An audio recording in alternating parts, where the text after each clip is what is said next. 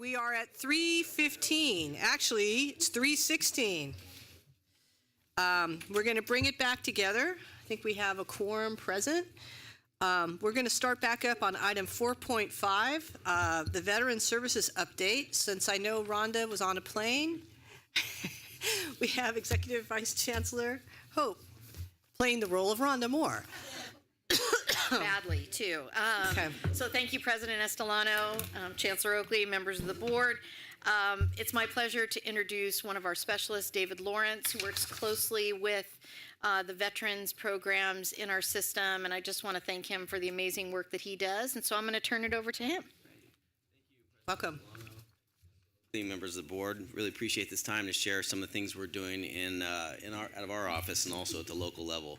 I'm joined today by Nancy Montgomery. Nancy is an RN. She's Dean of Health, Wellness, and Veterans at Irvine Valley College. She's also a member of the Chancellor's Office Veterans Services Regional Advisory Group. So thank you for joining us, Nancy. I appreciate it. Before I get started, I just want to touch on 3 data points, 2 of which were in the update, but probably worth repeating in case people didn't get a chance to take a look at it. The state of California is home to 1.8 million veterans, and that's more than any other state in the country. So 1.8 million veterans call California home. A recent look into our data mart system reveals that 86,000 student veterans attended a California community college last year. So 86,000 student veterans in our system. And the last point is that over 95 of our colleges have a veteran resource center in some form or fashion, so a dedicated center for serving student veterans on campus.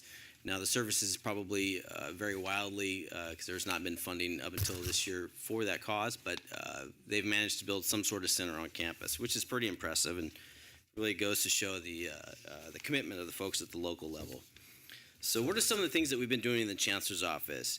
So for 7 of the last 8 years, our office, in collaboration with the Faculty Association of California Community Colleges and the Foundation for California Community Colleges, have got together and put on the Veterans Summit. The Veterans Summit is one of the few training opportunities for individuals in higher education that serve student veterans. And it's been consistently attended over the last 7 years. We get roughly 300 to 350 people in attendance each year. This year, it's being held in Pomona, California, April 23rd to the 25th. We've actually extended it from a 1.5-day event to a 2.5-day event. We got more session proposals submitted this year by a large number than we have in the past. So we're very excited about the content that we're going to have this year. We also include our colleagues from the UC and the CSU in the summit. And it's just a great opportunity for people to get together and learn best practices and network and learn how to better serve our student veterans. Back in 2003, a now retired colleague by the name of Betsy Sheldon, who was a mental health specialist in our office, got together with a few folks in the foundation and successfully applied for some funding from the Zellerbach Family Foundation. And with this funding, they created the Welcome Home, Creating a Campus Climate of Wellness for Returning Veterans Training Program. That's a mouthful. I was worried about getting that out. So for 5 years, we've held this training. The grant funds ran out after year 2, but our office has supported this training the last 3 years. This is the last year that this training will occur. It ends at the end of this year. And we anticipate roughly 2,000 staff, faculty, and administrators from our system will have had the opportunity to attend this training. And it's a great training. It's a 2-part training. The first half focuses on military cultural competency. So to give those who haven't served in the military an idea of what military life might be like and how moving from a regimented life like the military back into civilian life can cause some transition hurdles. The second half of the training focuses on PTSD, traumatic brain injury, and some of the signs and symptoms of those issues. And that's delivered by Dr. David Joseph out of the Oakland Vet Center. It's been extremely well attended. As I said, we anticipate roughly 2,000 people haven't had the chance to go through this training, which is great. Our office also, thanks to Pam Walker, put some money towards some vet counselor and certified official training over the last 2 years. This training has gone on up and down the state and has also been very well attended. This training introduces the concept of boots to book courses to those that maybe don't have those on campus. Those are transition courses or college success courses that new veteran students can go through to improve their chances of them being successful and achieving their education outcomes. That will be going on until the end of this year. The Sonocent Grant Project has been extended, and what that program was is that's a collaboration between our office and the High Tech Center Training Unit at Foothill De Anza. It provided 100 licenses for Sonocent software to colleges, and that is a software that will allow students with traumatic brain injury to record lectures and then organize the notes in a fashion that's helpful after the fact. This software came free to those schools that participated in this. Also, training was provided, and they just recently, since this was written, announced that they're going out with some more licenses. So that's going to continue. The 2017-18 budget had two separate appropriations for the community colleges in our system, but to better serve the student veterans. One appropriation was $5 million in ongoing funding, and the second appropriation was also $5 million, and that's in one-time grant funding. So the ongoing funding, the language around that in the budget bill, required our office to develop a minimum set of standards for a high-functioning veteran resource center. So not wanting to create that list in a vacuum in my office, we had a quickly scheduled meeting with the advisory group that got together and created this list of standards, and that was sent out to the system, and those colleges that certified that they agreed to work towards meeting those standards were able to get a piece of the ongoing funding. 108 of the 114 colleges in our system submitted certification requesting funding. The smallest award was $12,000 to a college that served roughly 15 veterans last year. So there was a baseline component in there for the smaller colleges. The largest college was served, I think, 1,600 in 1 year, got almost $160,000. So that was new funding. The field was obviously very, very excited about that. The second pot, the competitive grant appropriation, an RFA, a request for application, will be going out in the next 2 weeks. Will be released in the next 2 weeks. We're finalizing that. We anticipate probably about a minimum of 30 awards being made out of that, between $100,000 and $200,000. And those funds can be used to create new veteran resource centers or enhance existing centers. So we anticipate a lot of interest in that as well. Just to highlight a couple things going on at the local level that are very innovative in my opinion, and Nancy can probably expand on this quite a bit. The use of therapy dogs in veteran resource centers to assist students with PTSD. Nancy herself has therapy dogs that she owns and she brings in her center, and she could probably talk a little bit about that. We have women veteran summits that are being held at some of our colleges, one of which is Irvine Valley College. Textbook loan programs. There are situations where you'll have a student veteran show up and there's a delay in receiving their benefits and they don't have the money to go buy textbooks. A lot of centers have a library where they can loan out textbooks until the veteran receives their benefits and is able to purchase their own textbooks. Veteran suicide awareness events going on across the state, many of which Nancy holds. She's actually doing a veteran suicide session at the upcoming summit as well. Field trips to four-year colleges, universities in a region, so there's a smooth handoff between our colleges and those colleges, which is beneficial to our student veterans. Some colleges host attorneys that offer pro bono legal services, which is also good. I don't want to get into too many of these because you probably are going to talk about these. So with that, I'll hand it over to Nancy to expand on some of the stuff at the local level. Thank you so much. I'm so excited to be back to talk to you again and share some information. But first, I want to start with thanking Chancellor Oakley and the Board of Governors for funding our Veteran Resource Centers this year. This is the first pot of money we've ever seen, and I can't tell you there's not one college that isn't totally thrilled about it. So thank you very much for doing that. This happened over 2 years ago. We started bringing some veterans to the state capitol to do advocacy. And in the last 2 years, we brought over 500 veterans that have just actually learned how to speak up for themselves and do it in a really correct educational manner, be a part of an event, be a part of that. So they came to the capitol and talked about what their challenges were in education, what their needs were, what their deficits were. And they found a lot of them. And I'll be honest with you, we brought a lot of legislators, members, the senators and assembly members, to tears because they had no idea what our members are going through there. Today, I'd like to share with you a little bit about what Irvine Valley College is doing. I know what we're doing there. I came to Irvine Valley College from Cerritos College. I had a VRC over there, but I brought in the services over there. Dr. Rockmore, our president, had set up this beautiful center, and his vision was wonderful. But it was mostly run by Marines, and they didn't really know what they were supposed to be doing in there. So they had no support services. They really had no services at all in there. So when I came on, I was met by a group of Marines at the front door, and they simply said, "Well, you're either with us or you're against us." And I was like, "Nope. I'm just here to help you. I'm just here to build this program and complete some services." So If you would have had soldiers running it, yes, it would have been a different there you story. Go. Thank you. They would have been with me, yeah. So I think that I had to do a full needs assessment and find out where we were and what we needed. And it took some time to look into that and see what was going on. But out of that, we figured out what we needed. It was not a hangout for veterans. It was an educational support center. It was something that they could learn from, something that they could, to get something out of it and know that they're there for a reason and have outcomes. So we collected data, we did all this information, we started developing intake sheets that actually showed us exactly what we needed from every student, what was going on. I developed it in more of a manner, and I hate to say this, but a healthcare manner, because we needed intakes to find out what we're doing, a complete needs assessment. We did kind of a case management system.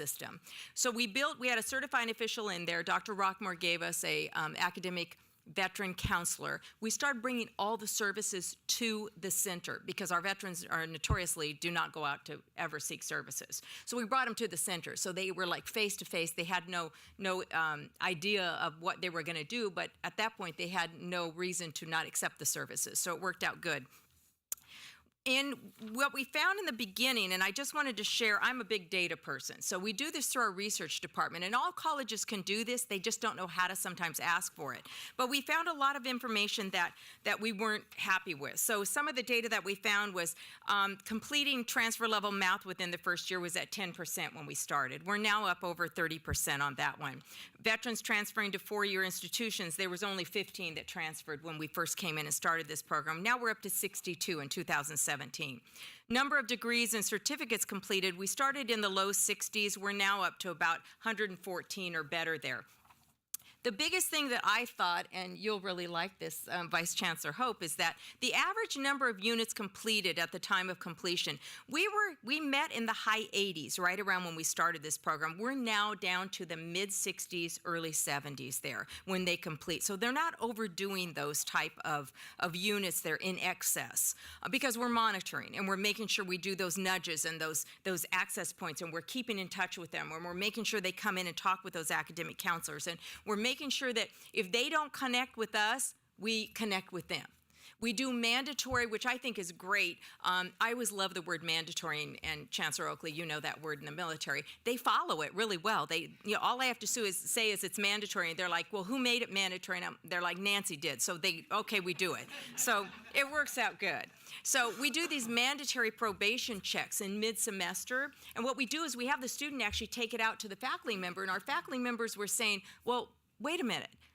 Why do we have to do this for this specific student? And we said, it's just a request. Once we started educating our faculty members about this, they were all proactive in it. They wanted to do it. They wanted to do it with other classes.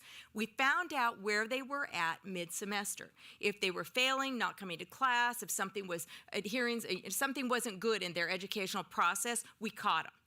So we found that after doing that, our success rates started increasing and also our completion rates increasing. We're now at 82% persistence rate right now, and we have about an 87% completion rate, so that's huge. We have about 13,000 visits into our VRC per year, and that's duplicated, but that means they're coming in, and that's the good part there, so we want to do that. Every month we do a meet and greet where we bring in outside providers, and they have to be face-to-face. But the good part is we bring in our own support services. So financial aid is there to enroll them. Our academic counselor is actually certified with disabled students' access and all of those accommodation processes. So he enrolls them right then and there and gets them going. So it makes them move along a lot quicker. It's more of a case management, more of that type of process to get them acclimated.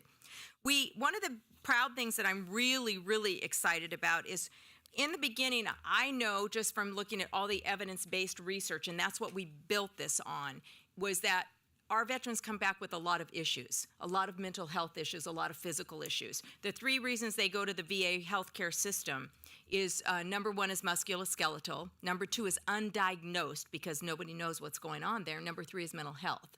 So we had to look at those reasons and make sure that we're helping them with that.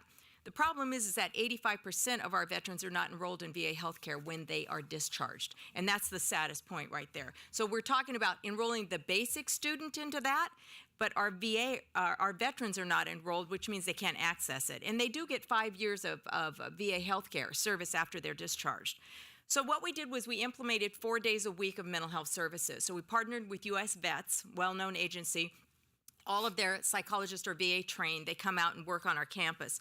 So in 2014, we had depression rates of 40%. We're down to 12% right now in 2017. We had anxiety at 36%. We're down to 12.3%. We had PTSD rates at 45%. We're now down to 27%.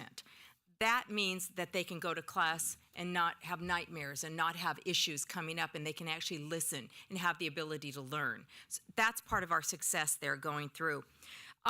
One of the things that we do too on our campus that I think is vital, David mentioned this, is suicide education.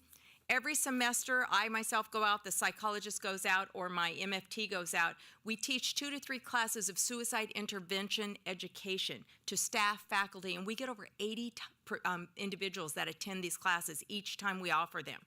What happens is it helps those educators when the student goes up to the faculty member and says, I don't want to live anymore, I'm sick of this, I just want to kill myself. And the faculty member is like, what? I don't know what to do, because they're not trained in that. So now they have an access point. They have a group of individuals they know to contact and who to even walk that student into. So we go through that and we send out a lot of reminders, a lot of educational tools are out there, and we do this consistently. I developed through this project, I developed an actual manual, suicide intervention education manual. I love binders, so I put it all together in a binder with tons of educational research articles, CDC information out of there, VA information. But the biggest thing is it has a step-by-step process how colleges can implement this system into their college very easily by using the suicide veteran coordinator to come out and educate and do all these things. We've delivered those to 69 colleges so far, and that's vital that we get out there. So we'll continue doing that. I think that all colleges, if we do nothing else with this funding, we have to be data-driven. We have to make sure that we get the evidence to show that what we're doing is right, correct, and helping our students to accomplish their goals. And most of you have mentioned a lot of that today, too. I think that people need to know, too, that our students, our veterans are high numbers homeless. You see it even on the streets now in all of these homeless groups that they're doing on the side of the riverbeds and all. We are catching those students when they're coming in on that initial intake. However, every semester there's 1 or 2 of those students that we don't find, and we find out that they're sleeping in their car. We've got to still catch those students. We have a food resource center on our campus that's huge, and I actually oversee that on our campus, but I also have one in the Veterans Center because, again, they don't ask and they don't go there and acknowledge that they're there. My ask to you today, I've got two things that I'd like to ask of you today. Number one is I find a lot of veterans, and I'm not the only one. When I say I find, I'm talking for my whole colleagues and all the individuals that we partner with, and David brings us together often to meet on. We find a lot of military are being discharged with skills. They're being discharged with skills like electrical, plumbing, pipe fitter. They're all type of really great skills that we should be collaborating with unions on. I have an electrical union in Orange County that came out to my college and wanted to partner because they accept VA benefits. So they go to school, they go to work 5 days a week, and they go to school 1 day a week, and they take the classes. They start about $14 to $17 an hour, and then they start in the apprenticeship program. All of a sudden, it's a 5-year program. They go, and a couple of years later, they go to the journeyman, and then all of a sudden they're done, and they're part of the union, and they make $35 to $45 an hour, and that advances and goes on there. But they're certified union members that are going to get jobs. Pipe fitters are over $200,000 a year. Plumbers, and if you look at our aging plumbers and electrical, they're all aging. So we need these guys and gals to move in there and start doing that type of work. That's my ask, is that we do a lot more partnerships through our community college system with those unions out there and allow them to just go right in and utilize that and get certified and get all those things there. The other thing I'd like to ask is that we continue this funding. We just got this funding out right now. I just received my check last week. We need data. We need information. We need to find results and show what this funding is going to do for our veterans. I'd like to ask that we at least continue this specific funding to our Veterans Resource Centers, at least for a couple more years before we let the colleges decide to give us that. We've never gotten any funding before from any of these SSSP or student equity funds to our Veteran Resource Centers specifically, but I'd really like to ask that we keep this going so that we can make a difference in our veterans. We are the largest group. You heard 86,000. We're the only state that funds our Veteran Resource Centers. We need to make a difference and show that data and show other states what they can do to help our veterans. So with that, I thank you very much. Thank you, Nancy. Thank you, David. That was a great presentation, and thank you for your specific asks. I would note the use of mandatory. I'm going to remember that. But also, your statistics were very impressive. So it seems to me like your college ought to get some more base funding under the new funding formula because of all those completions. Okay, I'm going to throw it open for questions from members of the Board of Governors. Okay, got Walker, Griffin, DeLilly, Baum. Okay, go ahead, Alex. Okay. Thank you, Madam President, and thank you to the three of you for presenting. This is amazing. I love it. As someone that's currently serving right now, I think that this is amazing. Contra Costa has a bunch of veterans, and they'll be thrilled to hear this when I report back to them. So I wanted a little point of clarification on page 103. It mentions community colleges and CSU levels have an opportunity to immerse themselves in military coursework, military occupations, and the American Council on Education guidelines. Is that what you were referring to, where they can get jobs to like the unions that I think you mentioned, the pipe fitters, or is that something a little bit different?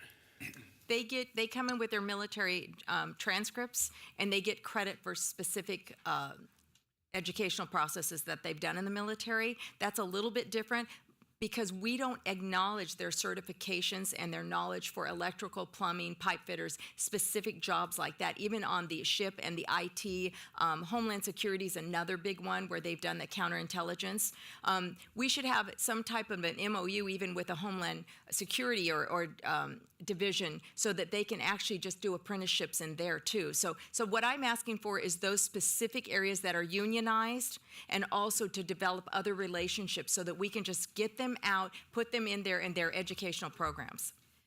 Nancy's provided a really great segue for actually just a plug for the fact that we have a Lumina Grant for about $1.5 million to look at credit for prior learning. And so we're in the process of putting together a work group that would address those kinds of issues. And the Academic Senate was actually already independently coming up with a work group.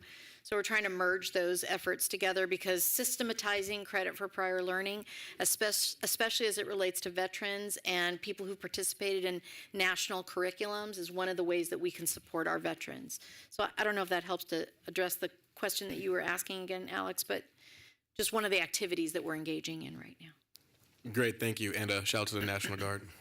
I think I also, just to piggyback on that bullet on 103, and Christian, isn't this the $2 million innovation grant where it's going to be an application that they're working developing? I think this is Saddleback College and this idea that they're going to work with this consortium. They got a big $2 million grant. Yeah, I think this is the same received one. that last year, and they've started work on that with the CSU and UC within the region as well. And Alex, the interesting thing about this is it's going to be this app that everybody in the whole system could use.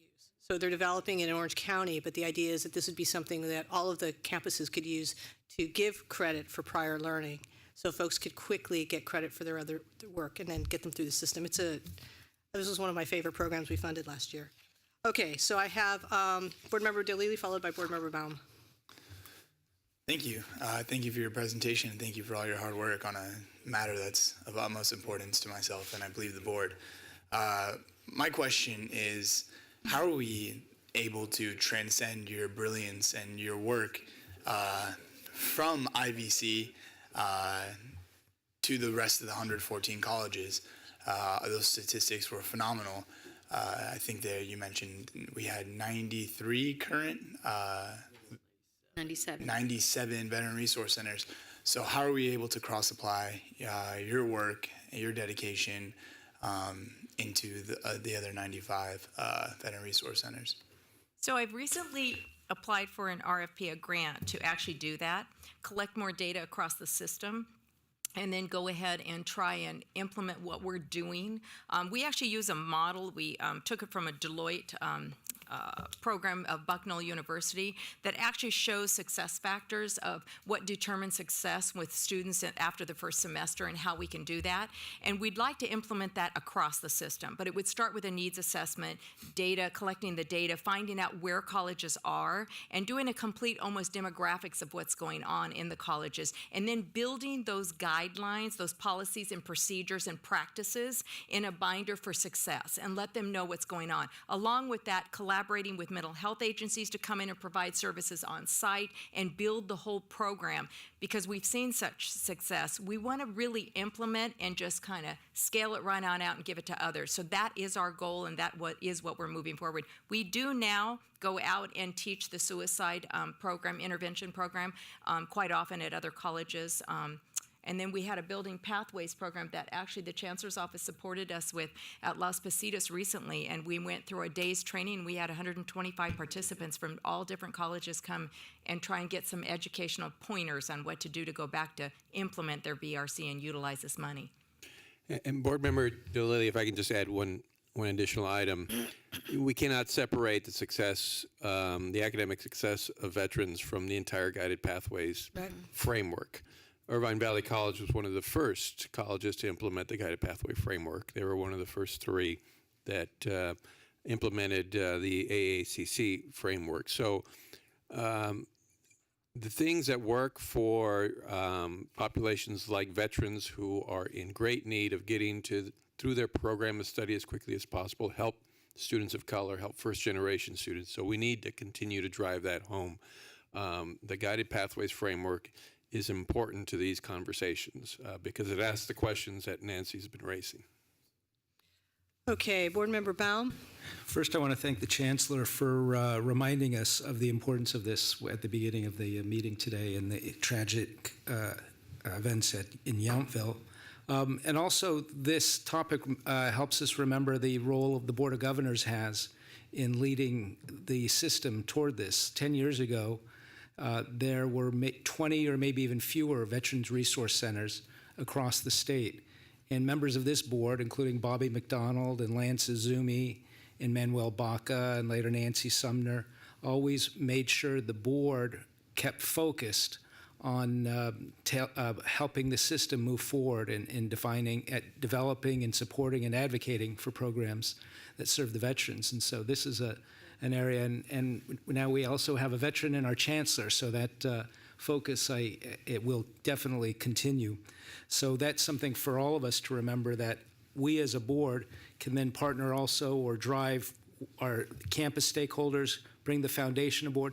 And also it's a success story for the system because, as you just heard, there was no funding for veteran services for a decade. And it was only this year we finally got some funding. So let's keep that momentum going. My question is, when we've also advocated for state and federal legislation. One was as you mentioned, on articulation of skills. And what kind of progress or barriers do we still have in recognizing the skills gained during service as helping count toward either waiving prerequisites and things like that? And the other was, have we worked effectively in trying to address residency requirements? So a veteran who might be stationed, might be here, but might have a home in another state, we have a waiver of the residency requirement in order to ensure in-state tuition benefits for that. So those are my two questions.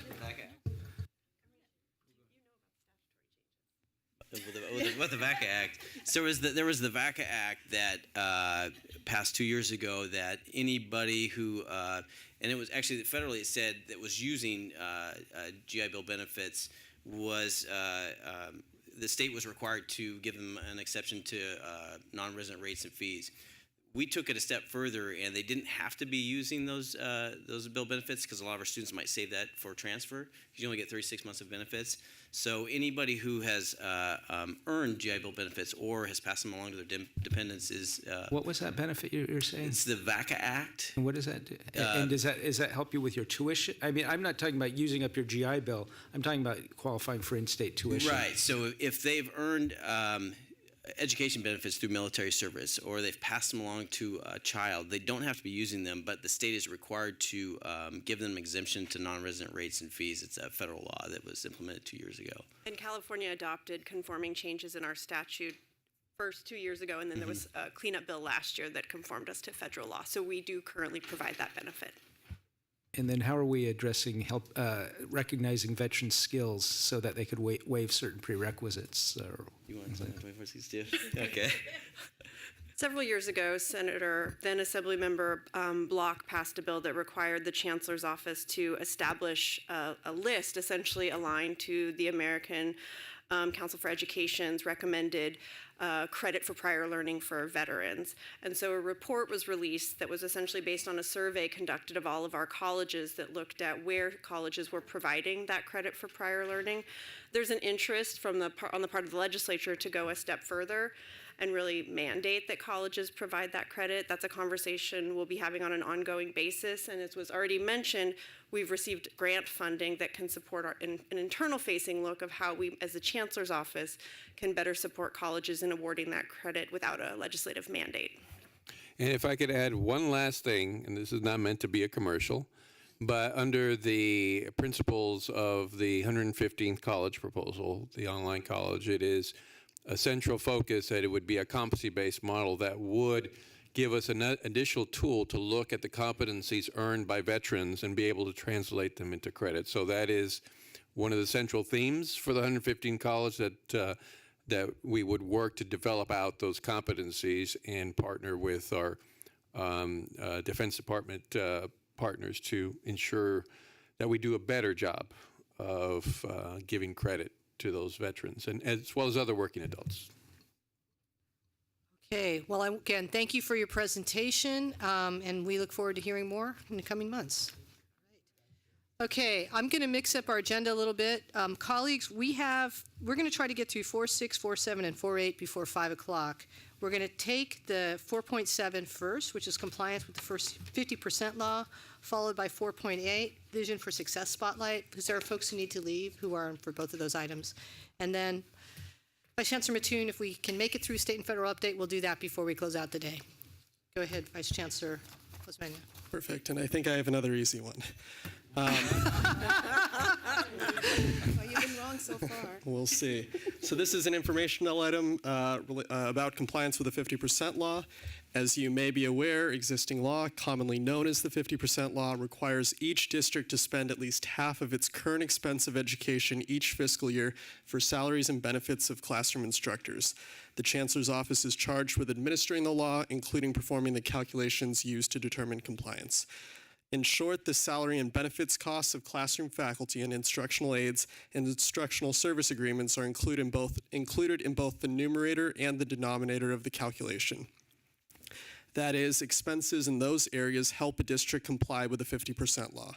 Alternatively, the salary and benefit costs of other employees and other operating costs like utilities, materials, and supplies are only included in the denominator of that calculation. They do not help a district meet its obligation. Some costs, such as the costs funded from categorical programs, are excluded from the calculation altogether. A district that meets specified criteria may apply for an exemption. A district that does not meet the requirements of the law and that is not exempt must retire any deficiency within a specified time frame. The Chancellor is required to direct the county to withhold funds from the general apportionment until a district has developed a plan to comply with these provisions.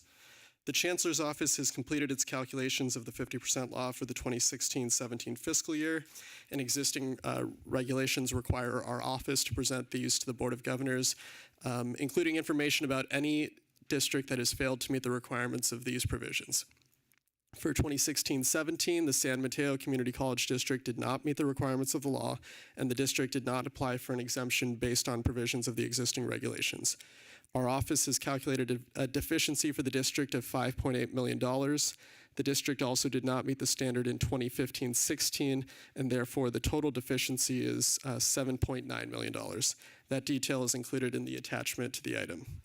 In responses to our office, the district argues that its mission and strategic plan align with a vision for success, that its spending reflects the services its students need, that its faculty salaries are higher than other colleges in its region and among the highest in the state, and that it provides uncommon benefits to its faculty.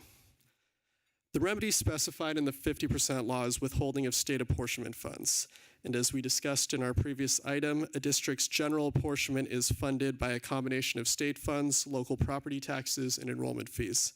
However, to the extent that local property taxes, enrollment fees, or both are sufficient to meet the entitlement, the district receives no state funds. These districts that do not receive apportionment funds are commonly referred to as basic aid districts or excess tax school entities. San Mateo does not receive state apportionment funds, and therefore the Chancellor's office cannot direct the withholding of general apportionment funds, as that term has been used in the Annual Budget Act as a mechanism for compliance in this case. San Mateo Community College District Chancellor Ron Galatolo is here and available to answer any questions. And before closing, I wanted to make the board aware of some current deliberations related to these issues.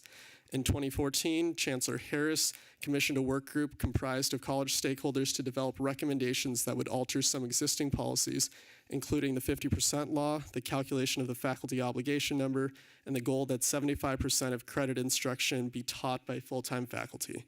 The work group presented recommendations at last week's consultation council meeting. Given the potential changes in the funding formula we discussed earlier, and that those changes likely would have implications for administration of the 50% law, we expect the work group's deliberations on potential changes to continue.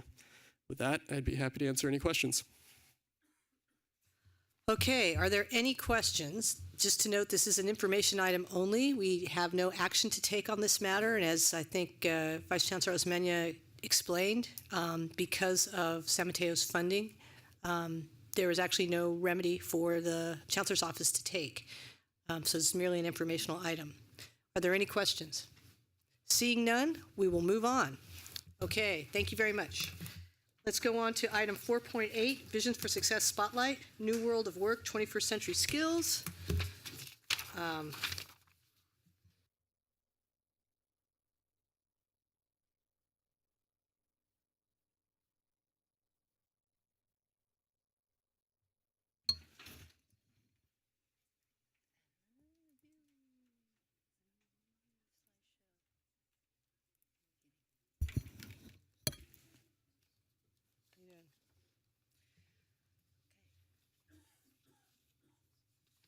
Okay. All right, ready to go. Vice Chancellor. Solano, Chancellor Oakley, members of the board, we have a fun item today. This is a Vision for Success Spotlight. So at every board meeting, we've been asked to highlight a promising practice action within our system that is advancing student success, the Vision for Success objectives as well as goals. So one of your goals was Goal 1, which calls for our system to increase by 20% over 5 years, the number of students receiving awards, certificates, credentials, and skill sets, emphasizing that these awards must be industry valued so that they result in increased wages and economic mobility for our students. So in this presentation of a promising practice called the New World of Work, 21st Century Skills, our guest speakers will be introducing into our vocabulary a concept called badges, or also referred to as micro-credentials. As you know, the shelf life of skills is getting shorter and shorter these days, and so we are embarking on different ways of being able to modularize skills and be able to convey those skills. So let me introduce to you Rajinder Gill, who is hosted by Shasta College. She leads up the New World of Work effort statewide, followed by Lena Herc. Pull up a chair. She's with Santa Rosa JC, faculty who's implementing this work, and then Mary Vischer with a nationally renowned social policy research called MDRC, and they've selected to research this particular effort because there is a pervasive lack of being able to verify that soft skills, employability skills, power skills, whatever you want to call them, they are essential for students to hit the ground running in the world of work. And so I wanted to share this presentation. Thank you, Vaughn. Thank you all so much for having us. So especially toward the end of the day.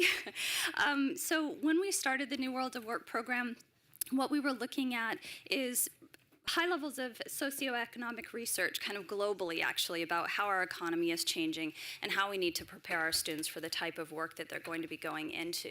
We also needed to look at real-time feedback, so we did a series of skills panels. And in those skills panels, we had employers, we had entrepreneurs, we had educators, and we also had students, because oftentimes you'll see that there are these programs that are being targeted for students and they're not actually involved in that conversation. And from that, we did it in both rural and urban areas across California. And what we saw is that the same set of skills was coming across, and those skills were actually crosswalking against national comparisons of college and career-ready competency. So we have the skill list up in front of you, but this is what we synthesized down into all of the top 10 skills, making it where it could be actionable. You could actually teach these, but it was not such an exhaustive list that would become overwhelming or unavailable for a lot of students.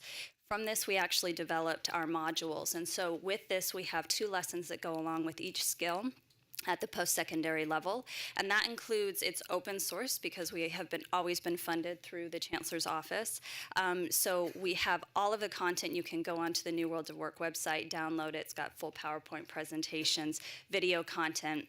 It's basically ready to go so that students do not have any access barriers and instructors are able to use this content. The great thing about it as well is that we were able to then combine the lesson content with the concept of digital badges. So just quick show of hands, who's heard about digital badges before? Okay, fantastic. So about half and half. Think about some of the lapel pins that you have right now, right? They convey a sense of meaning to them just through their image, but then you also have to know the organization behind it. So similar to Boy Scout badges or Girl Scout badges, you have something that represents a skill set or an acquisition or a particular acquisition of a skill that you maybe couldn't convey in another way and make it as portable.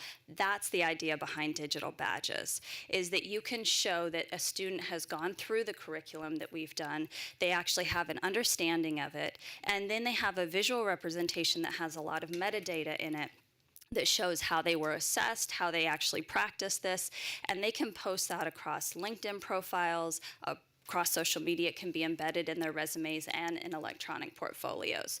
So what happens is you now have a way to bridge directly from education out into the workforce.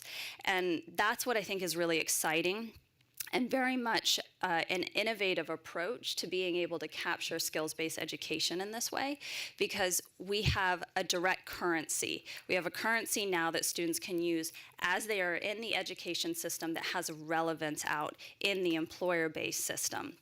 We gave a couple examples of the badges that we have that we developed in partnership with the Foundation for California Community Colleges, allowing them to be, again, open source for our students so that they don't have to have access barriers with fees for the badges or for the curriculum. And this is an example of how a student can post their badge on LinkedIn. The great thing here is once a student has that badge on LinkedIn, once they have gone through the content, they can say, yes, I have received this badge in communication, let's say. You can have employers and recruiters preferentially search for students who have these badges. They can say, here's some essential skills I know that I want this employee to come in with. And they can look at our community college students and they can say, oh, look, I actually have now this batch of candidates that I know, in a sense, they've been pre-vetted for this particular skill that I really want to have in my workplace, and I don't have the time to teach them this skill. I will teach them the technical skills, but I don't have the time to teach them those soft skills, those essential skills that they need to have to be successful in my workplace. So I'll pass it off to one of the concepts here before we get into how this has gone at a micro level is we have been going to scale. So for the last, from 2016 onward, we were adopted as a project in common across the state of California. So we have over 600 instructors who have been formally trained. We now run trainings every 2 weeks across California for our instructors. And what we're seeing that's really cool is you have instructors, you have K-12, you have community college faculty, and now they're actually engaging their workforce development board members, their chamber members, and inviting local employers. We are now having employers say, please come in. We need you to also teach these skills to our current employees. So you have a shared language now and a shared set of skills that's bridging out across a community. We also have 35 official partner colleges in our system who are implementing New World of Work, and that's in a formal way. We have numerous others that are doing it informally.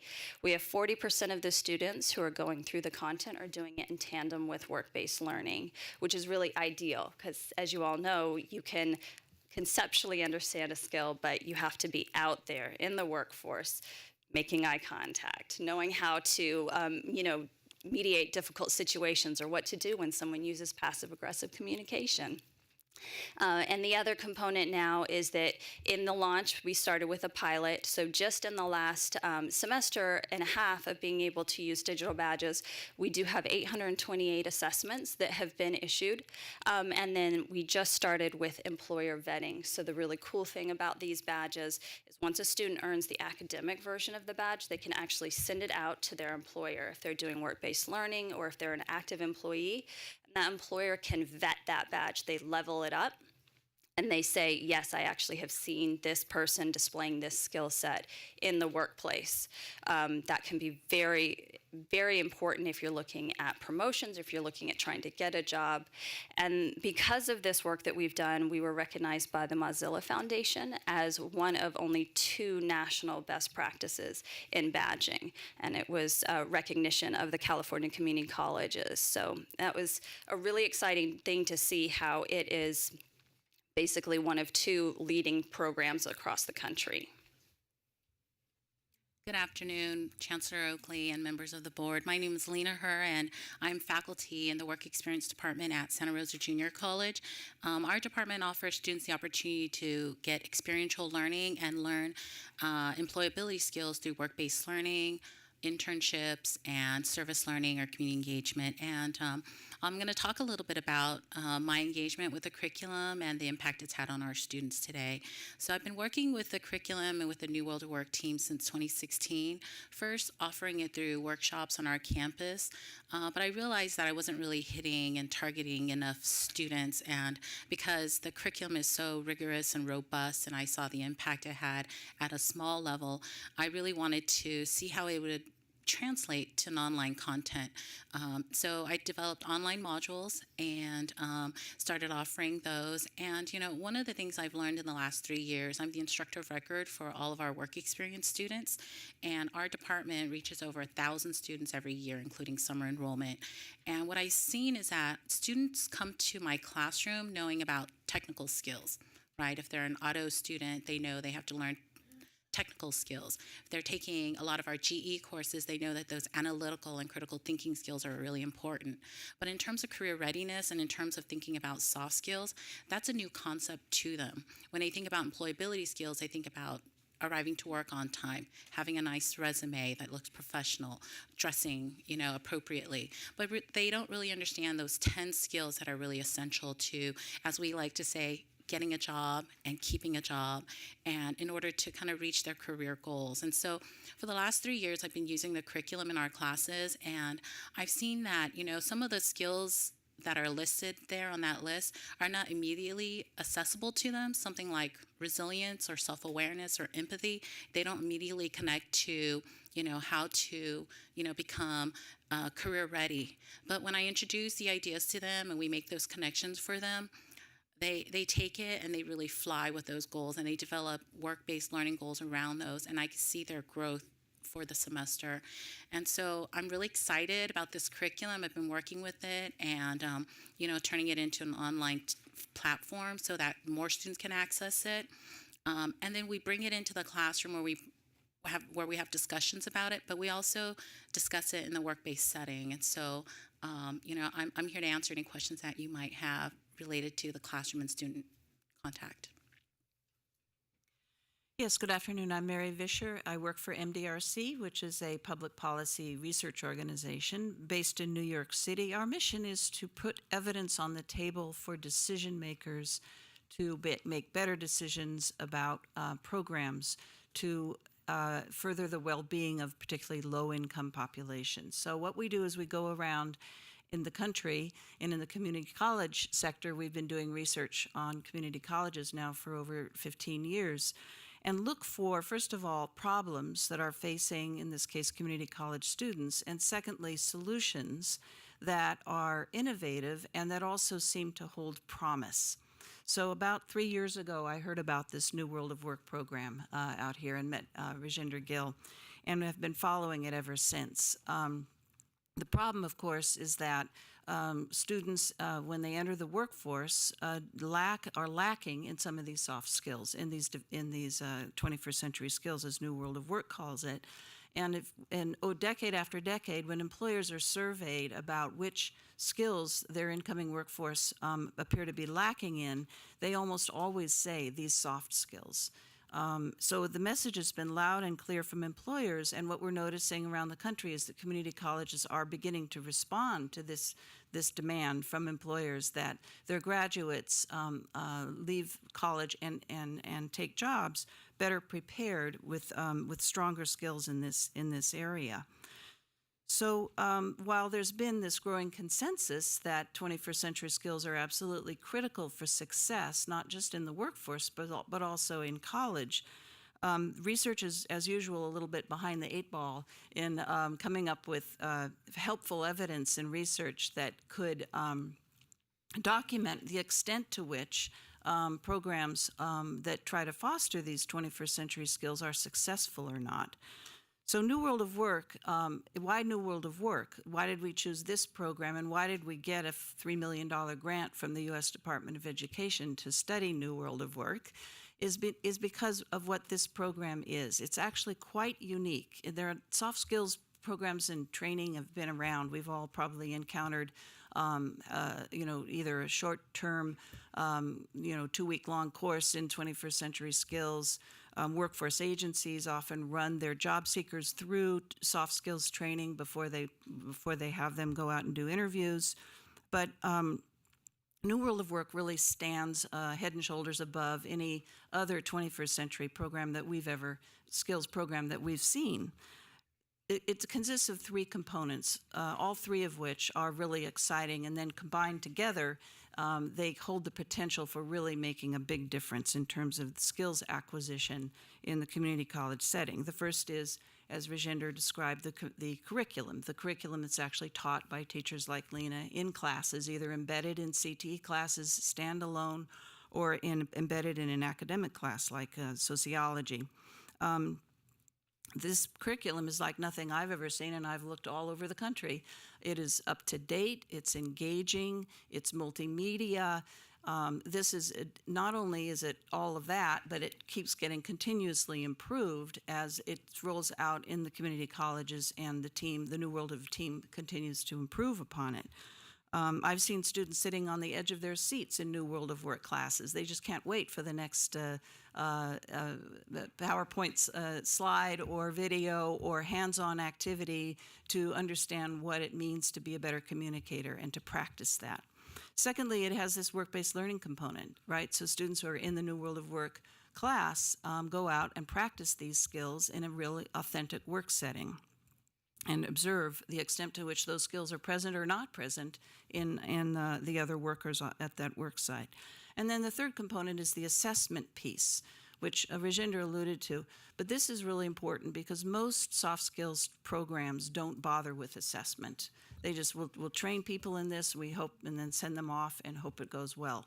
But there's been a real strong effort here to come up with a test that students can take and to document whether or not they've acquired these skills, and then the notion of a digital badge, which is surprisingly motivational to students. They really care about these digital badges.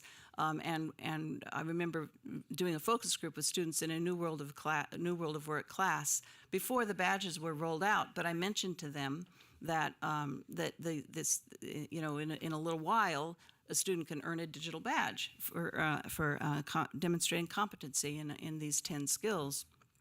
And these students were really upset because they wanted to earn badges and they were upset that they weren't yet available to earn.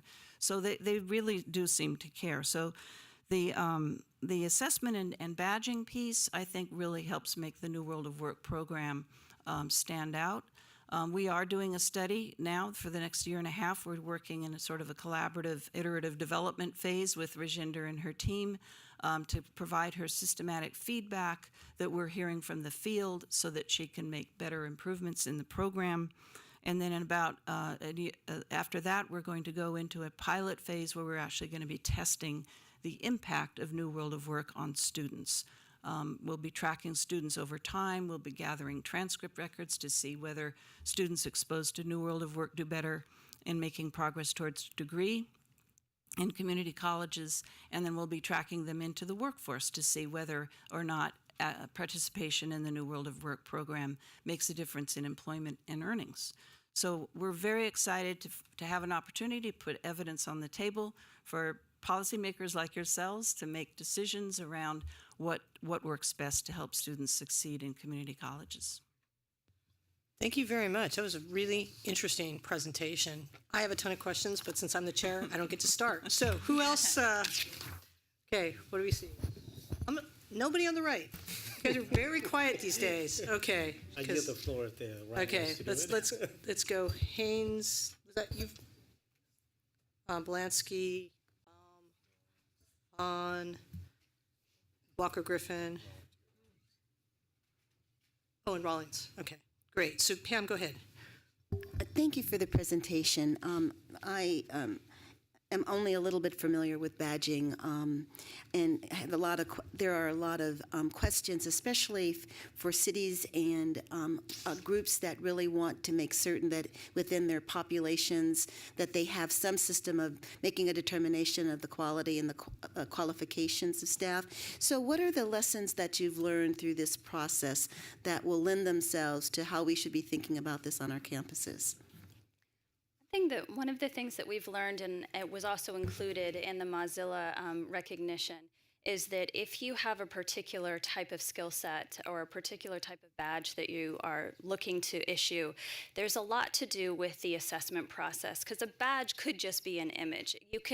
You can go on right now and you can go to Earn Your Explorer badge. You could even type that in if you want the experience of earning a badge. It's a BADGR Explorer badge, and you can earn it right away. And it's basically cutting and pasting and doing a few very simple things, and you issue the badge. So what you need to do is you need to have a badge that's associated with an assessment, with rigor, with curriculum, with a project, so that there is that data that's within that badge that shows that the student or the learner has actually done something. For our students, is our instructors go through a training so they understand not only the curriculum but the badge process. Then they have to teach both lessons of the skill. Then the student can take the assessment. It's partially computer graded and partially instructor graded. And then once they earn that badge, it has all of that verification. So it's a very similar process to what we're kind of used to in the community college system, but it then becomes that digital representation that they can take anywhere. And as Lena had mentioned, actually in some of our conversations earlier, it gives them a talking point now. It's a very, very visual, but also very immediate talking point that they can say, oh, here's this badge, and here's how I earned it. This is what I did. Yeah, I find that when my students, they've really gravitated towards these skills, and I think they have a lot of buy-in into the badging, because as I like to say, it allows them to tell a story about that internship that they did and what that badge means. So if they are working in an internship, they're doing an internship for a semester, they can pick 3 skills that they want to work on, and the content is baseline knowledge for them. And my students tell me again and again, people tell me I need to communicate, learn how to communicate. This is the how and the why it's important. And Rajinder and her team and faculty across the state of California that have worked on this curriculum have really put in, a lot of recent, rigorous, evidence-based curriculum that is really useful for our students. And so that how is really important. I think if you're looking at how you could share this with others and give kind of a suggested best practice for such an emerging field, is to say that if you want your badge to have merit, then it has to be associated with some type of culmination, some type of curriculum, some type of project, so that it actually carries the same level of meaning as if you get an A in a class. That's really something that I think even with community groups they should be aware of. I obviously missed this, but how do you recruit students for this project or this method of badging? So the way that it works is that any instructor who's interested, they can download the curriculum from the website. They can also attend any of our trainings. But the badge process is associated with those instructors that go through the trainings. Then they get invites from Launchpath, which is the platform that issues the badges. So any class that's teaching New World of Work, those students can be eligible then to take the digital badge assessment. And they're sent an invitation after they do the curriculum, and then they can take the assessment. So you don't really, in a sense, have to recruit the students. One of the things that was on Lena's slide that she didn't get to speak to as directly is sometimes that's the whole reason why they want to do the curriculum, is actually because they want the badge. And think about that intrinsic kind of gamification that is happening right now, where there are goals and markers even on your Fitbit, or when you read your Kindle book all night. So it's kind of an intrinsic motivation, and it looks like, okay, well, if I do this, I get a badge. So recruiting hasn't actually been a problem. So students tell one another. Yes. If you take this class, you could get a badge. It's a very grassroots movement, which is why I like it so much, is because it's instructors telling other instructors, oh, you should go to the training, you should use this content, and then it's students saying, oh yeah, I did this, and I actually got an internship afterwards, and I got a badge. And so that's what's nice, is that it kind of comes from the bottom of the pyramid rather than coming from the top down. Board Member Baum, followed by Board Member Fahn. Yeah, I just had a few questions. So, as I understand, was this all developed internally? Did we come up with it? Is the New World of Work our own brand and our own curriculum that was developed? That's an awesome question, actually. So we started in 2012 at Feather River College, just through Economic and Workforce Development Funds. So myself and the co-creator, Amy Schultz, we were working on this. So a lot of the content initially we wrote, and we were just testing with our FRC students, which is a very rural demographic. And what was great is that through the continued funding, and now we're funded under the Strong Workforce Program, this content is all actually branded open source under the intellectual property rights of the California Community College Chancellor's Office. So that this is, hey everyone, did you know this? We all did this together. Congratulations, good job. I think I might have had a few more sleepless nights than you do on this particular project, but yes, it is the intellectual property rights of the Chancellor's Office, open source. That's exciting. So, and these factors were out of your own research about adaptability analysis, that the soft skills, the curriculum. I mean, I think it's very exciting that this product then, and then with MDRC then got a grant from the Department of Ed to provide independent assessment of how effective the program is going to be. And then if it turns out to be, first off, we might be able to scale this even more deeply within the state, but then beyond that, if we demonstrate its effectiveness in California, this is something that could be rolled out nationwide. And we do actually have currently the largest workforce development board in Oregon, which is called Work Systems. They've actually had us come and do multiple workshops because they are now infusing it across their system and their partnerships to serve at-risk youth across Oregon. So yes, and we have actually instructors who are coming from Indiana to come and do the trainings here, so that they can also kind of look at how they can implement this. And then this is kind of the next level for New World of Work and for the Chancellor's Office to look at how do you create this as a best practice in the state, and then share that with other states.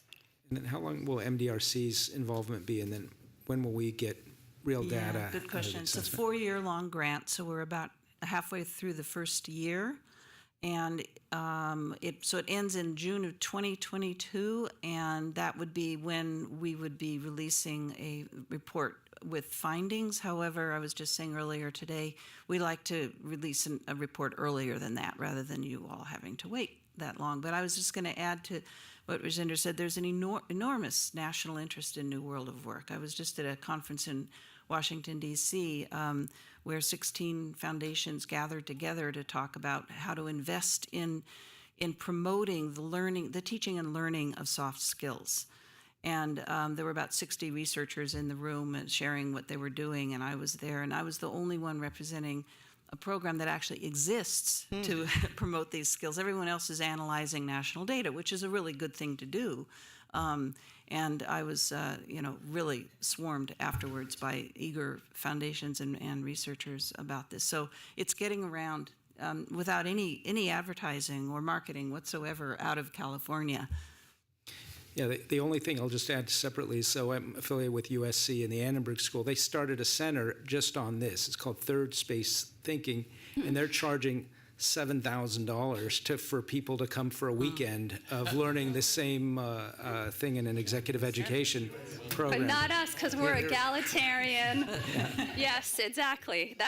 It can be there are a lot of soft skills programs out there, and they have pretty big price tags, or they will have district renewals. So your district would have to decide, year after year, if you can access those licenses. I just think there's the higher ed, research university environment would benefit by just adopting New World of Work for their undergraduates as well. Yeah. Well, that would be fantastic. Board Member Fawn, followed by Board Member Walker-Griffin, and then Board Member Rawlings. Yeah, thank you for the presentation. I first heard of the badge idea about a year or so ago from a member in the Chancellor's office. But have you been able to quantify or attach a number of hours for a typical student to earn that badge? If not hours, then credit units. Have you figured that out? Well, the way it works with our content is each of our lessons is considered to be between 45 and 90 minutes. The reason there's the flexibility is because they can determine if they want to, embed it into an existing class as a standalone, as a workshop, so they can take some of the facilitated activities out. So there's that flexibility. So if you look at it, you go through both lessons, each, let's say, a minimum of 45 minutes to do the lesson. And then the assessment itself is about an average, depending on the reading speed of the student, of about half an hour. It does also have some embedded video content that they have to respond to. So what you're looking at when you get that academic badge is a baseline understanding skill. Then if you are practicing it in work-based learning, you're actually being able to develop that competency. So that employer vetted badge may come, a semester later because you've been able to practice it. That's kind of really the idea with this content, is to create a baseline understanding and then to allow the student to continue to upskill. One of our partnerships is actually with LinkedIn Learning, so that once they go through our content, they could also go through the lynda.com videos and continue to upskill and track more hours of being able to kind of build higher levels of that skill. So basically, it's no more than 2 hours for the very basic lesson or modules for the student. Correct. And probably another grander question, if we're embarking on completion and degrees or certificates and credential achievement, could this possibly be factored into that? Let's say if a student possesses a badge or multiple badges, does that then translate to, can be counted as a completion? I don't know, It certainly could. An example that you have right here in your kind of own backyard is Folsom Lake College's looking at the civil servant certification, and they're rolling in New Worlds of Work into that. So it's going to be the concept of the student could earn, for ours, they can earn a digital badge. So if you have other courses where there are culminating pieces that are digital badges, then think of them kind of like stackable credentials. So you certainly could be able to then have that same level of metadata in those badges that you would have in an equivalent credential. Board Member Walker Griffin, and then Board Member Rawlings. So I don't have any questions, but I did want to make a point to the rest of the board. I see that this is under information, obviously, and hopefully this can come back to us as an action item and pass some sort of resolution or maybe some sort of support later on. But I wanted to relate to the board. Recently, I found out I'm not a millennial anymore. I got bumped down to Generation Z, so the generation eating Tide Pods. And I wanted to note that the generation I'm a part of is less personal than the previous generations, whereas a lot of interface interactions are gone now, because you can lie on Tinder, you can lie about your life on Instagram and all that. So I think these are really good ways for employers to verify that this person has these sort of skills, because someone can have the resume for everything, but when it comes to that interview and they can't talk themselves up, I think it makes things a lot more difficult.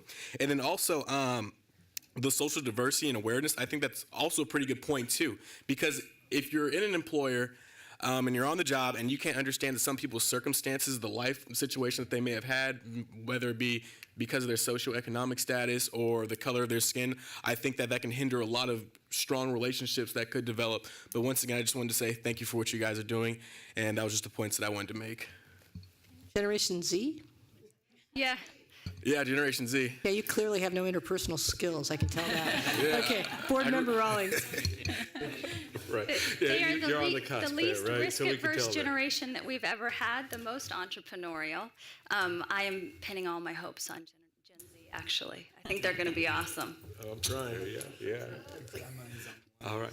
So I'm really excited about this. I see a huge amount of potential with it. I'm interested in learning more about the curriculum involved in it for a couple of reasons. One, I think there's a really great opportunity to interface this with our local work experience programs, where you're going to have the opportunity on campus for students to work and have these skills validated as they're going through the curriculum with their professors, and really being able to apply them right away and having a partnership there. I think there's a lot of potential with that. And especially when you're dealing with soft skills, you're dealing with cultural awareness. We've got our diverse campuses that are a great place to practice those things and demonstrate those skills, and that they're going to be able to take those and carry them forward with them through their career. But I also especially like the idea of how you've implemented badging with it, because there are a huge number of skills, and the soft skills are a great example of it, where there is not an easy way to demonstrate your competency with it. And so then you get into the idea of badging and micro-credentials, and being able to stay current with those skills, I think is really huge. And I'm looking forward to seeing this similar to what we saw in the idea with the 115th college idea, where you're able to have modular components of your education that build together to create a certificate or a degree. And I think it would allow us to measure progress that students are making and give these mini achievements along the way to encourage completion. So I think there's a lot of potential with this, but I really love the idea of using this with the soft skills in those areas where it's harder to demonstrate competency. Board Member Shaw. Yeah, I just wanted to let you know that I think you're doing God's work. It's been my experience, from the boomers, my age group, we used to call it, this is kind of like home trading if you take out the digital portion. And and so actually, it's happy, but it's sad, because I've seen people in my career, brilliant people, productive people, really not move forward because they didn't understand soft skills, didn't understand how to interact with people. So this is really crucial work, so thank you. And I think to get to that point, it's really making these transparent. It's giving everyone the playbook, right? Because we can't make assumptions that someone's economic background or cultural background has given them the same playbook that in a sense is kind of a baseline homogeny that we have of how we gauge if someone is kind of going to be easy to work with and if we want them around. So it really is kind of getting into that idea of social justice within these skill sets. And, really when you also look at how do you assess them, we assess soft skills all the time. I mean, I can tell poor Hildegard probably has a cold or she has allergies, but she's hanging in there, right? I mean, I can tell that Cecilia is paying attention because she has her thumb up, which indicates that you're listening versus if you're doing this, which is like, oh my gosh, I am done, right? So we do it intrinsically all the time. So why not give our students the playbook so that they know that and they can use it and they can leverage it to have sustaining jobs? Can I just say that we have prepared folders for anybody who wants Great. to dig a little Thank more you. deeply into this? I don't know where to put them, but Well, we can pass them out in a second. Okay. You guys aren't done yet, because Oh, okay. couple questions. So I just want to make sure I understand. So if you're a student at a community college and you want to get this badges, you basically need to find an instructor who's gone through the training, and then that'll be incorporated in some class that instructor is teaching. At this point, yes, because it's the only way that we can ensure the rigor of the badge that actually means something. And your over 600 instructors have been trained just in our system alone. Correct. So hearing about, Mary, how you got mobbed at the funders convening, what would it take for you to scale? Even, I mean, you're scaling, but what does it take to scale in terms of resources? And then I'm seeing Keith in the background. I mean, is there a chance that those funders would be interested in helping you to scale? Staff. I'm very Yeah. tired. Yeah, so it's staff. Definitely would need to look at having staff, and actually, because of all the different asks that are happening now, because there's so many different groups, there are adult ed groups that want to use this, they'd like ESL translations, you know, so what we're really looking at is how can you create what was considered kind of a general baseline content and make it adaptable for the different needs of the groups that are represented in our system.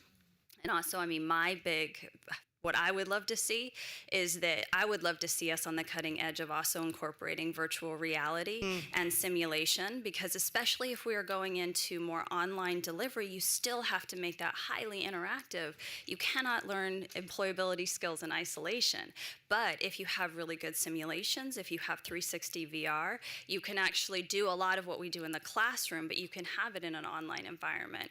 So, you know, I could definitely give you the org chart and the plan that I'd like to see over the next few years, but it comes down to truly scale this. One of the suggestions I had is look at this as a sector. Look at this as a sector where you have representatives all across the state that can work in their regions to be able to contextualize it for their colleges. That would be a really great way of scaling it so that you have people regionally who are able to kind of implement that. Great. Well, thank you very much. This was just a wonderful introduction. And Vaughn, thank you for bringing this to the fore. Really quite a bit. What? Oh, we have a comment. Uh-oh, watch out. Okay, we do have public comment on this item, but thank you, ladies, so much for your presentation. Thank you. Very informative. Ryan Zavakos.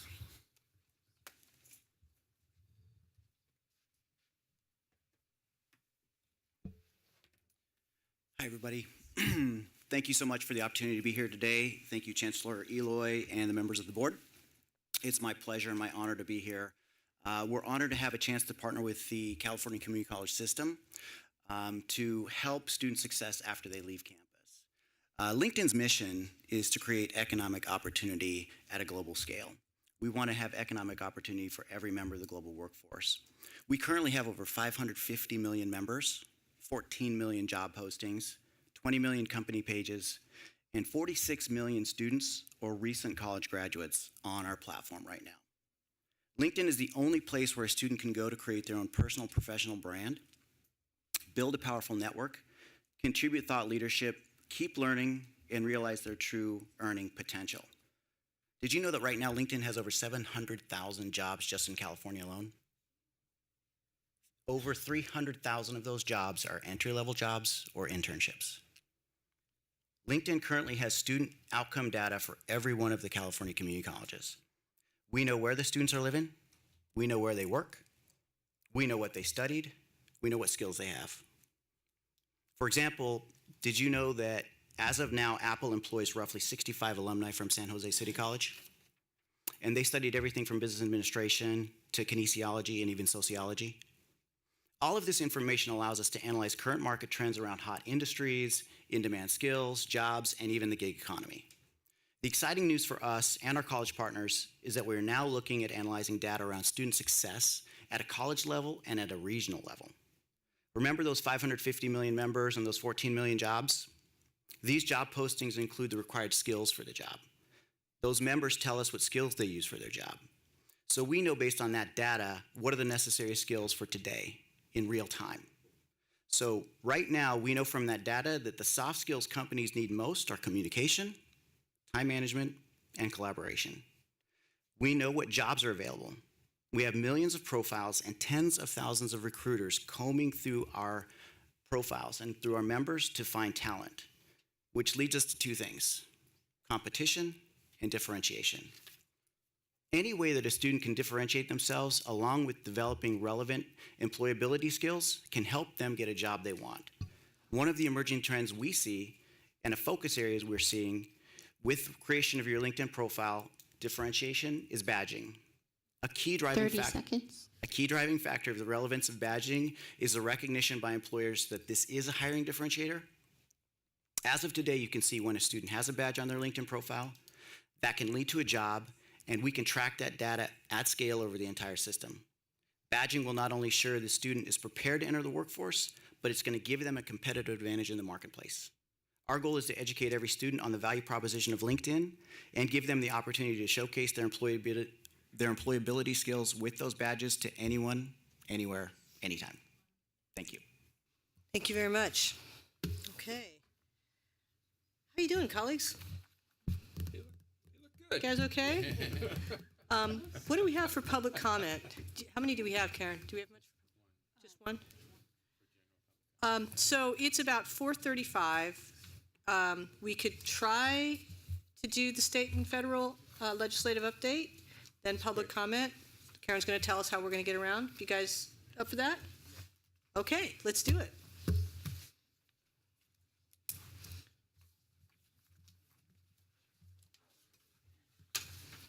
Thank you. I love the conversation this afternoon. It really mirrored in a lot of ways the conversations that are happening in the Capitol around these very topics. I really appreciated the comment earlier by Board Member Haynes about the role of community colleges in making connections for students, and I see my job as Vice Chancellor of Government Relations as making connections between what the board wants, what our colleges are doing, and what our students need to what the legislature is talking about and how we advance our common goals. So with that as an introduction, I just wanted to quickly walk through and highlight some of the items in your background document that we've been working on in terms of our state level update. I'm only going to highlight a couple of bills, but I'm happy to take questions on other bills listed in here. And then I'll pause for questions and walk through the federal update. And I realize I'm what's standing in between you and dinner, so I'll do that quickly. Thank you. So one of the ways in which we make connections is through participation in legislative oversight hearings. Earlier today, you heard from Colleen Ganley, who actually had the opportunity to do a very similar presentation at a select committee hearing in the Central Valley. It was equally powerful as it was today. I similarly got a tear in my eye when she talked about changing the cycle of poverty.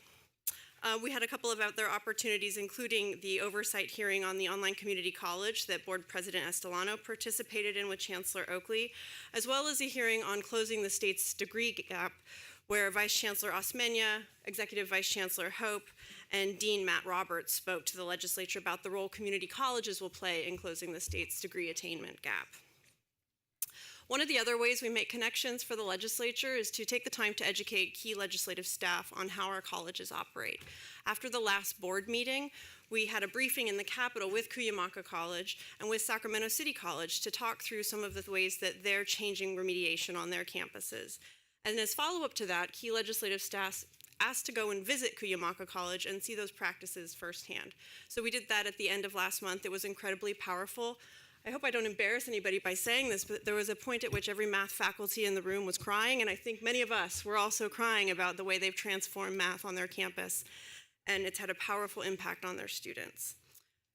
We also had the opportunity, actually at the recommendation of the Academic Senate, to go see San Diego Mesa's efforts. Cuyamaca's gotten a lot of praise and credit for what they're doing, and what we realized seeing San Diego Mesa is that many colleges in our system are undertaking these brave conversations and having these transformations happen across both math and English. So I already mentioned the two bills that we're sponsoring, so I won't go into those. Those came out of the goals of the Vision for Success. If you turn to page 108, what you'll see here is a summary of all of the bills that my staff has identified as Tier 1 bills, meaning that they have a direct impact on either our community colleges or our students. Our process is that bills were required to be introduced by February 16th of this year. So our initial process is to highlight everything. This coming Friday, we have a cross-divisional meeting internally with the Chancellor's office to get feedback from the various divisions on these bills and the impact they will have. And then based on that feedback, we'll decide what positions we recommend we take on each of the bills. I'm just going to highlight two where we're already recommending a support position. On page 109, SB 1406 by Senator Hill. So the community colleges have implemented 15 baccalaureate pilot programs. The LAO recently did a review of those programs and said that there's not enough data to really make a decision on whether or not they're working as planned and accomplishing the goals that were laid out by the legislature in enacting the program. So the LAO, the Legislative Analyst's Office, recommended extending the number of years in which a college could continue to operate those pilot programs so that more data would be available to determine whether or not the program should be expanded or continued. So this bill essentially implements the LAO's recommendation. So we're recommending a support. This is consistent with the board's support of SB 850, which established this program. And then the other bill I wanted to mention is on page 111. SB 940 by Senator Bell. This bill was actually brought to our attention by Board Member Perry, who encouraged us to look at this for a position of support. So right now the Cal Grant program is limited to 4 academic full-time years, and students, in order to receive an entitlement award, have to apply for a Cal Grant within 1 year of graduating from high school. This bill would extend those timelines for former foster youth. So former foster youth would have up to 8 full-time award years, and they would have until age 26 to apply for a Cal Grant Entitlement Award. So we're also recommending support on that bill. So I'm going to stop there and see if there's any questions on any other bills that I didn't discuss. Yes, AB 3101, Carrillo, community colleges, CCC apply. Does it have to get to the legislature to say that, hey, Chancellor's office, revise your CCC application process? Or I'm actually meeting with this member later this week for that very same reason, that I think we all agree that we don't want the application to be the barrier to access for our students. And we have a visiting Vice Chancellor, Omid Porjani, who's actually working on this very project, and we've successfully received a grant from the College Futures Foundation to look at this among other areas that might be a barrier to students. One of the challenges specifically to CCC Apply is that that's become the way we collect data on our students, right? That's how we find out if somebody is a former foster youth, and we use that information to target services to them. But what we've done over the years is create such a long application that many students don't want to complete it. So I think what we'll say to this assembly member is that we completely support the goals of this, and we're working on this internally, and be happy to work with her moving forward to see how we can accomplish this goal. yes, I like to see that because I've heard enough folks in the field that they are professionals themselves and they're having a tough time getting through the application process to become just a student.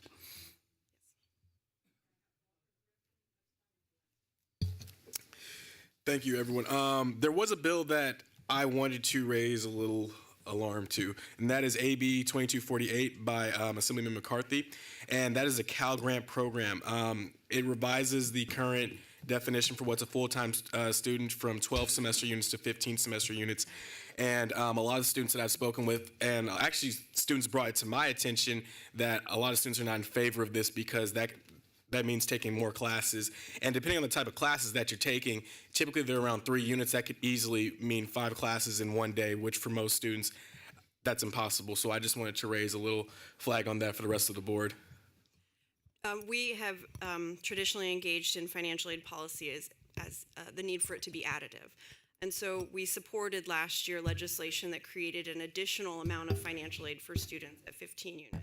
We've traditionally opposed or had concerns with legislation that would reduce financial aid for students who do have to attend part-time. So that's the conversation we'll have on this bill with the author.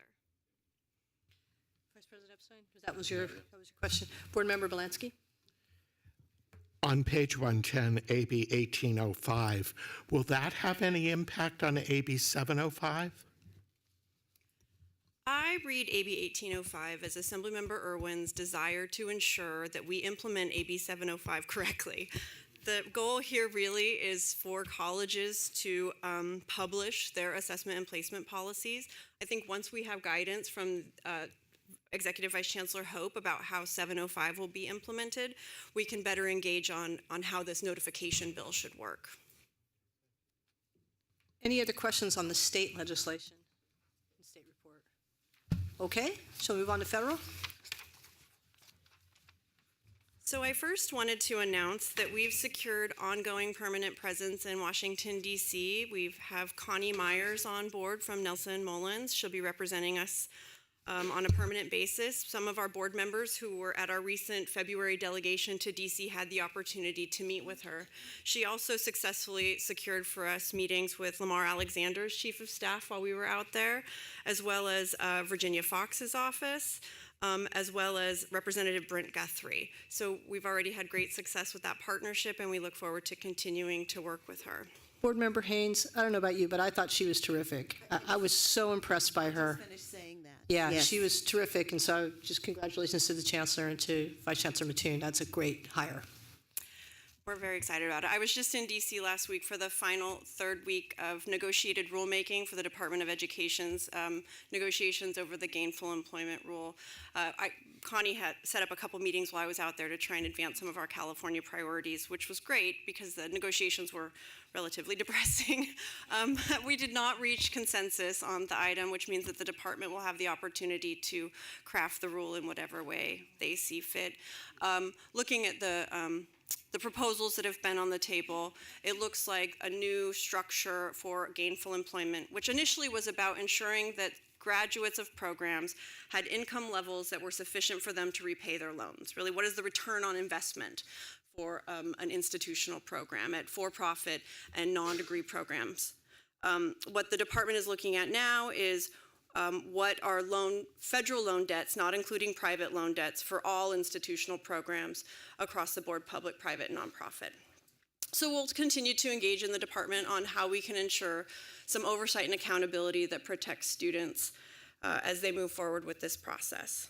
And then the final thing I'll mention on the federal side is that the topic of the day is Higher Education Act reauthorization.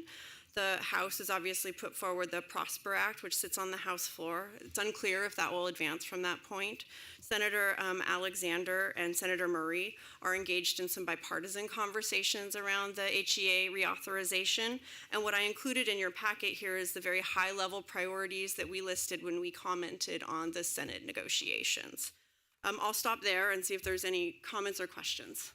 Board Member Shaw. What's the feel? What's sort of sense of what's going on the national level? How would you like to comment on that? Not at all. You ask that question of me almost every time. I know. I already said it was depressing. No, I think there's some opportunities to invest in infrastructure and workforce development, and we have to try and fight for and advance those opportunities. You're being too political. If I can add a very important piece to what Laura hinted at, but it is a big part of our conversations in the Capitol here, which is the administration has clearly opened the door and turned on the spigot to for-profits. And so as the largest state and as the largest source of enrollment for for-profits, we have to seriously consider the threat to our students that this change will mean.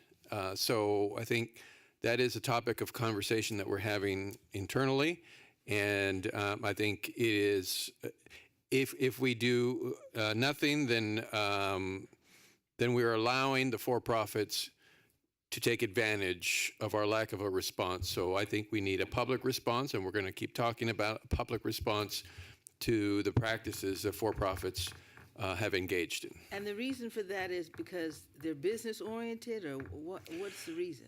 I cannot speak to the mindset of this administration, other than to say that there is a willingness to open the door to more innovation, which is not a bad thing.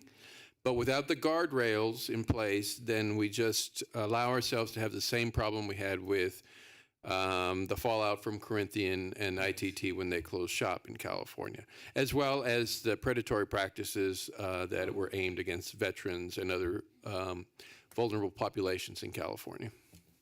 Thank you. We have Board Member Rawlings. Nope. I agree with the Chancellor.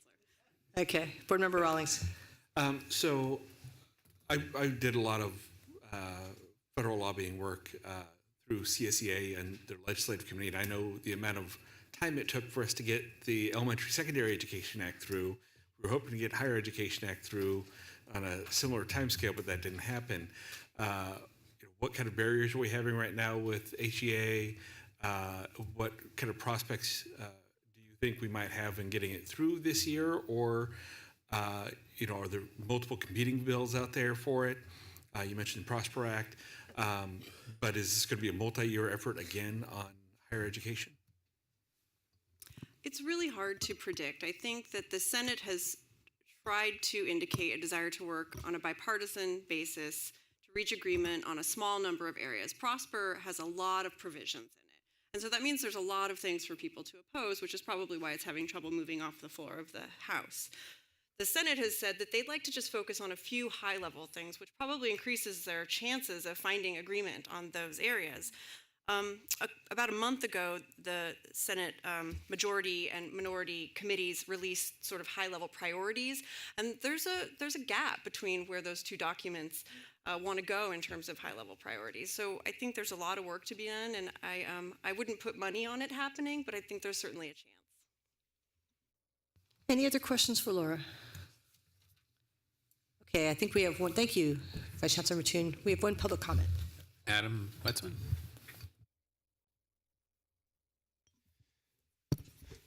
So I just wanted to bring to your attention a bill proposed by Medina that's sponsored by FAC. It's AB 2933. This is a bill which requests, does not require, requests counties to establish a single point of contact that our counselors can use to provide services to our students. This came out of a suggestion from a longtime FAC member, actually somebody who was on the board who works at El Camino College, Cynthia Mosqueda. I believe it's her sister who works at LA County, and so when Cynthia has an issue with dealing with a student, because she is a counselor, that she can't answer something relating to welfare or health or something like that, she calls her sister, and the sister says, here's where these services are. So it would be great to have these services available to all colleges in all counties, and that's what this seeks to do. So if there's any issue that counselors can't answer that involves something that the state or even a federal agency can help, this way we can provide those resources. So take a look at this bill. We hope that you support it. Thank you. Thank you very much. Okay. I think we've come to the agendized items that we can handle today, so we're going to go through public comment, general public comment on items that are not agendized. We have one speaker card. We have one comment, Beth Hoffman, who has handed out this document for us to look at and has... Welcome, Ms. Hoffman. Thank you very much, and good afternoon, and I apologize that it's so late in the day. I'll be brief. Thank you, Chancellor Oakley and Estolano, for hearing my public comment. My name is Beth Hoffman. I'm currently the president of the Health Services Association for California Community Colleges, and I'm speaking on behalf of that organization. Student services and student success is fundamentally dependent on student health. For students to enroll, pursue their goals, continue in their classes, and graduate, ultimately they have to remain healthy. Individual health choices are shaped largely by our environments, which is why community colleges in California have supported health services on campuses. In the system, we have about 72 programs, brick and mortar programs statewide. Despite the work that campuses and districts have done to create healthy environments for students and their employees, California community colleges are now the only publicly funded institution of higher education that does not have a 100% smoke and tobacco-free policy. We're about 40%. that do. Tobacco continues to be the leading cause of preventable death in the United States, with 500,000 people dying annually. Indeed, about 41,000 people die from secondhand smoke alone, from coronary disease, and from lung cancer. According to Harvard professor of public health, Dr. Howard Koh, policy change does not occur within subtle attempt from the margin, which is why we are asking this body to help us with guided action to bring community colleges in step with the CSUs and the UCs. We need all of our campuses to be 100% smoke and tobacco free and to protect the health and success of our students. Tomorrow you will hear from the students among the community colleges and their positions and their hope for the future in terms of smoke-free campuses. However, before I conclude, I would like to ask that the Chancellor's Office provide some guidance for the trustees statewide to develop potentially a memo and policy language to educate and encourage all community college campuses to adopt smoke and tobacco-free policy. In May, an educational workshop will be provided here in Sacramento for students and staffs of community colleges about developing, adopting, and implementing, and then enforcing smoke-free campuses. And finally, tobacco prevention and education. 30 seconds.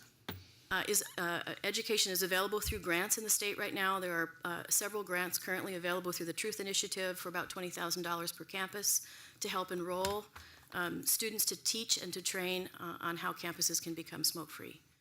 The policy statements that you have in your packets identify what the current colleges and their districts currently have as policy. Thank you for your time.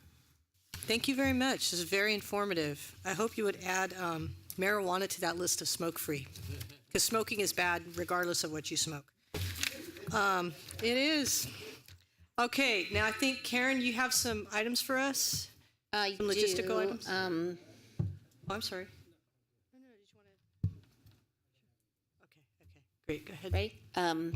So before I give you the dinner info and you tune me out, we will, tomorrow morning was a little confusing because a lot of it was last minute. So there are 2 hearings tomorrow morning. One's at 8:30 and one is at 9.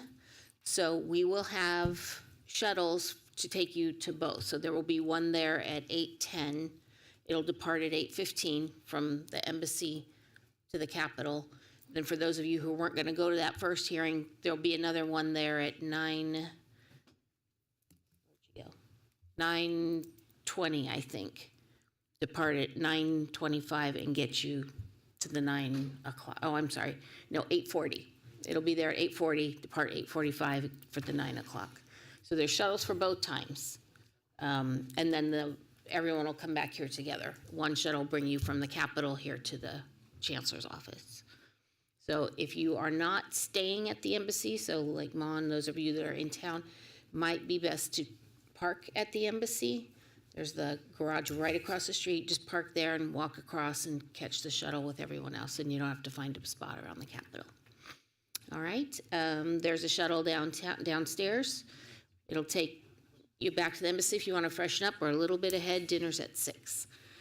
So it'll get you to Mulvaney's by 6. What time do we need to meet them downstairs? I think they're down there now. They're down there now. At the embassy suites if they're taking us to dinner? Oh, I'd say 5:45. 5:45? Yeah. Hey, Ms. Gilmer. Anything else? Can I just add one quick thing since we're all here? Today is Christina Castro's birthday, your board liaison. So you can tease her as much as you'd like. I didn't want her to leave without that appreciation. I think we could wait till dinner to embarrass her. You want to give it a shot? You're coming to dinner, right, Christina? Yeah. That's when you'll hear our voices. Great. Thank you, everybody. We'll see you tomorrow.